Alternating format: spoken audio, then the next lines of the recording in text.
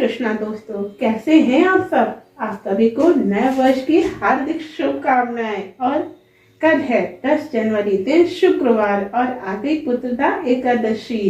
तो आप सभी को पता है कि हमें एकादशी का व्रत कैसे करना है।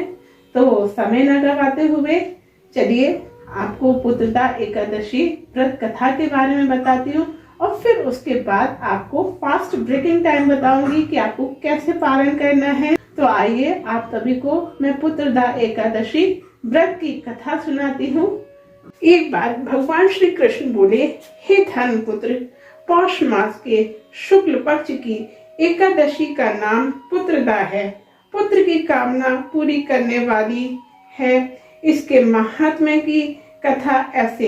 एक समय भद्रावती नगर में एक संकेतमान राजा राज्य क्या करता था। उसकी पुत्री का नाम शव्या था। विश्व विभूतियों से भवन भरा था। द्वार पर चिंतामणियों का प्रकाश था, परंतु राजा की आंखों में अंधेरा सा प्रतीत होता था, कारण कि उसके पुत्र नहीं था और वह स्वर्ग के सुखों को नरक समान कहता था। पुत्रेष्टि यज्ञ हजारों किए, परंतु सफल एक ना हुआ। देवताओं के लाखों प्रणाम की आशीर्वाद भी एक ना मिला। बेचारा हार गया और बुरे बुरे विचार करने लगा, क्या करूं, विष खा लूं और भूत बन जाऊं तो अच्छा है, परंतु यह चिंता अच्छी नहीं।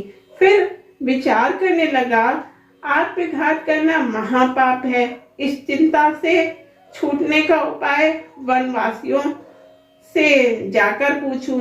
घोड़े पर सवार होकर वन विहार करने लगा। पशु पक्षियों इत्यादि जीवों को अपने पुत्र के साथ खेलते हुए देखा।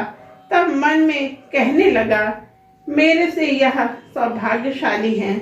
आगे चला तो एक सरोवर मिला। उसमें मछलियां, मेढक इत्यादि संतानों के साथ विलास कर रही थी। सरोवर के चारों तरफ मुनियों के आश्रम थे। राजा घोड़े से उतरकर मुनियों की शरण में गया और प्रणाम कर पूछा, आप कौन हो। मुनि बोले, हम विश्व के देवता हैं। इस सरोवर को पतित पावन समझकर स्नान के लिए आए हैं। आज पुत्रदा एकादशी का पर्व है, जो पुत्र की इच्छा पूर्ण करती है। राजा बोला, क्या यह दिव्य फल मुझे भी व्रत करने से मिल जाएगा। विश्वदेव बोले, हमारी बात सत्य होगी, परीक्षा करके देख लो। राजा ने श्रद्धा से एकादशी व्रत रखकर रात्रि को जागरण किया। प्रातःकाल उठकर भवन को गया और 9 मास के बाद उसके पुत्र उत्पन्न हुआ। राजा के दिल को धैर्य मिला, पितृ भी प्रसन्न हो गए। इस कथा को सुनने से भी स्वर्ग मिलता है।